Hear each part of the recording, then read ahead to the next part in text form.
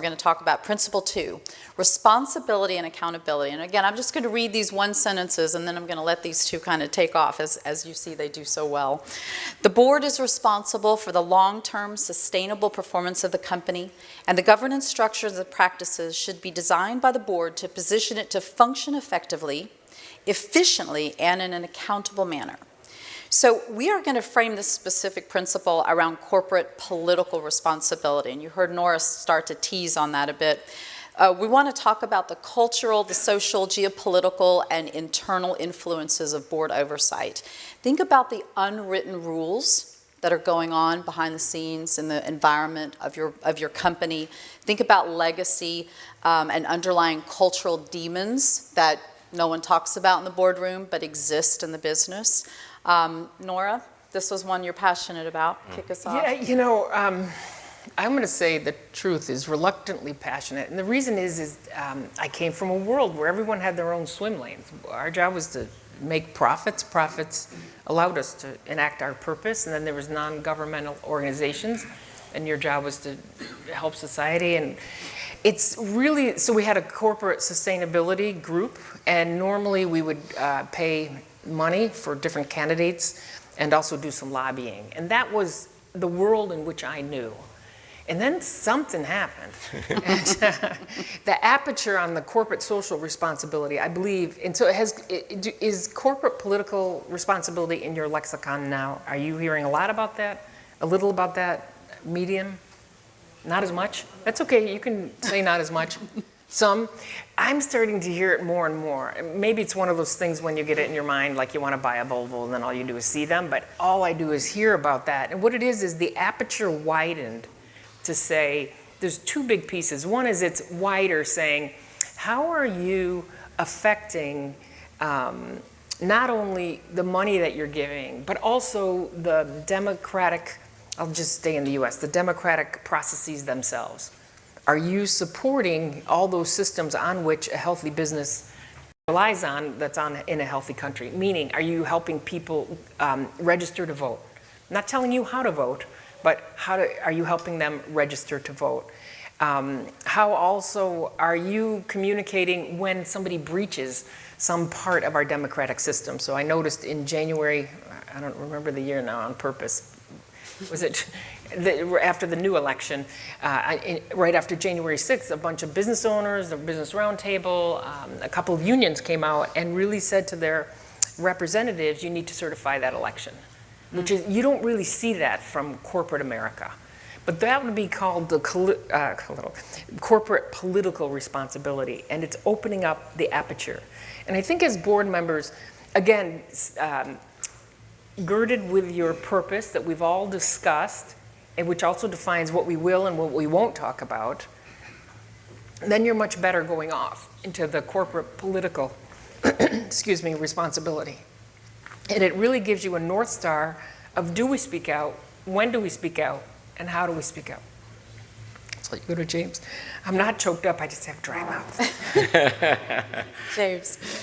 Yeah, so, you know, Anna and I spoke last year at the Stanford Directors College, and one of the one of the specific techniques that I thought was really interesting is when you are facing a political issue or a social issue where there's really two sides and it's really thorny, and the company's thinking about what should we do, what should we say or not say.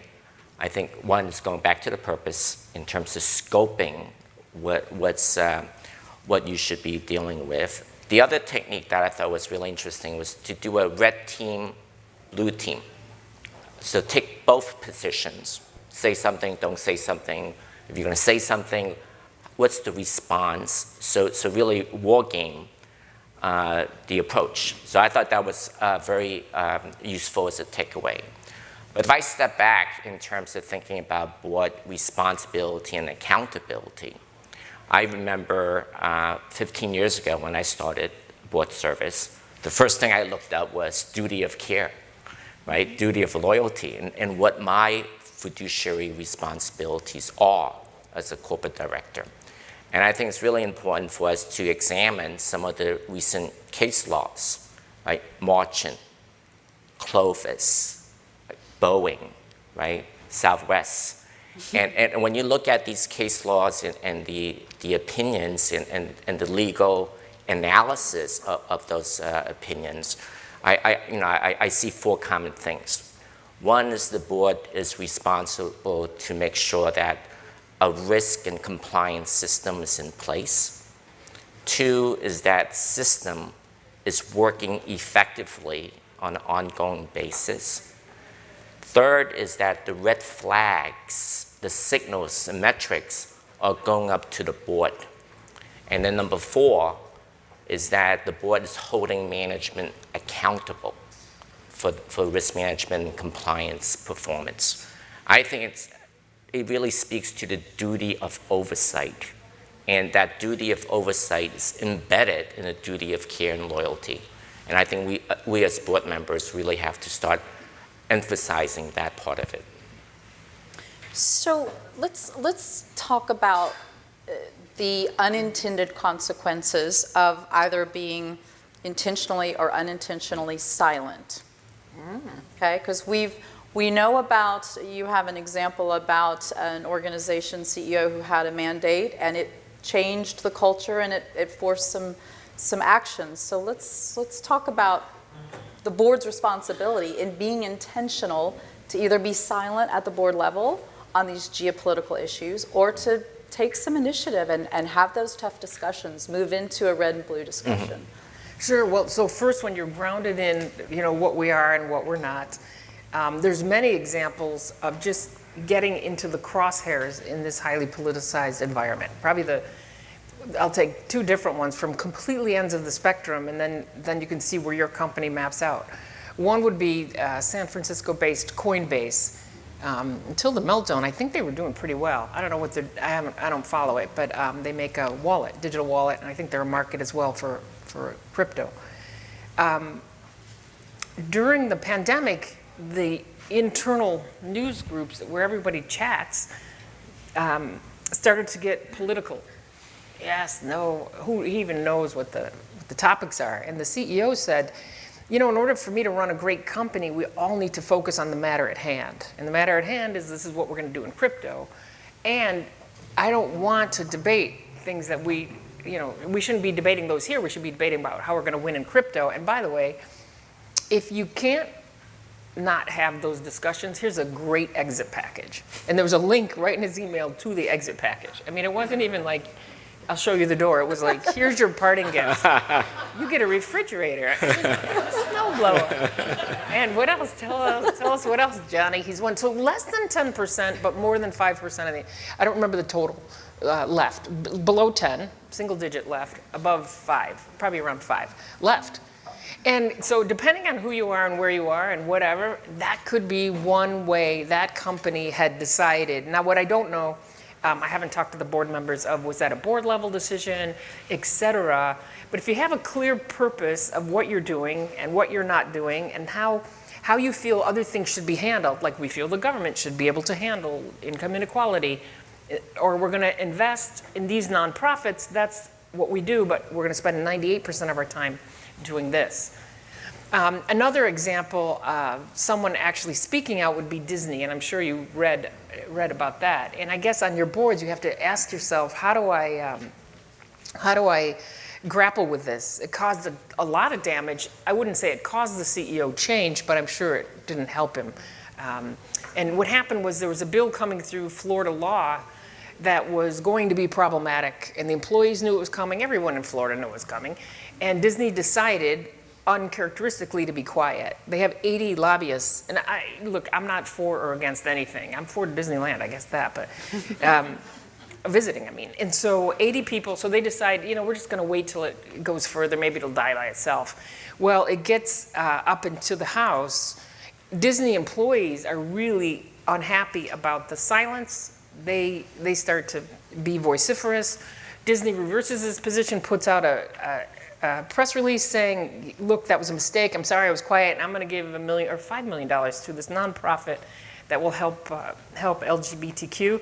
The nonprofit said, no, keep your money. That's blood money. Why don't you go try to, yeah. So now we've got a little war going on. And then the governor of the state weighed in and decided to take some lucrative tax advantages away from Disney. So it really just became a show, not of Disney characters, it was just a big show in the national and international media.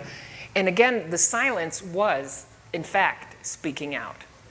So I think if we go back to the basics again of, not that the purpose statement is an end-all be-all, but I guess I'd ask myself, have we as a board hammered out a purpose statement that we all believe in?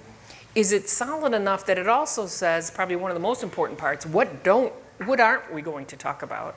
And then have we agreed how we will communicate about it? So maybe do some preventive measures. Maybe you tell your employees at Disney, this is what we'll do inside the company, but outside the company, we prefer not to take a political platform on anything, whether it's hurricane relief or new changes in schools. And so this is just going to be the way we handle things. So the employees didn't know how they were handling it. Florida thought they were handling it differently than they did, even though they never said they would handle it the same way they always did. So it was just a hot mess. Yeah. And so that's what I would say as a takeaway is make sure you understand what that purpose is, how it will be communicated. And then you have to make sure that your activities align. There was one with Wayfair. I bought Wayfair over the holiday. It was a pandemic. I had nothing to do, so I just got dressers and it was fast. I'm sure there's a competitor, but it was fast and speedy. And then I read there was a walkout of the Wayfair employees because Wayfair took hundreds of thousands of dollars from a company to give mattresses that were going on the border between Texas and somewhere. Now, I don't have a dog in the fight on any of that, but the Wayfair employees felt that the purpose of the company was that everyone should have a home that they love, and they felt this went against the company. When the CEO communicated, well, we also have problems that we can't just decide who to do business with, that will get us in another sort of trouble, then the employees said, all right, we're still going to walk out, but we want you to use the profits to give to some nonprofits on this issue of immigration and all the difficulties we're having. So I think, again, proactively understanding what are the pluses and minuses of the statement and what could possibly happen. Last point is sometimes the biggest activists in the next 5 years will be the employee activists that are inside your company. And I think in that case that you first mentioned about Coinbase, they lost 10% of their employees. Under 10, more than 5. Yeah. So I think as part of this blue team, red team exercise, someone should represent each of your stakeholders and say how they would respond first order, second order, third order. Because any unintended consequences is a source of reputational risk. And you really want to, plan out that so you're not surprised, right?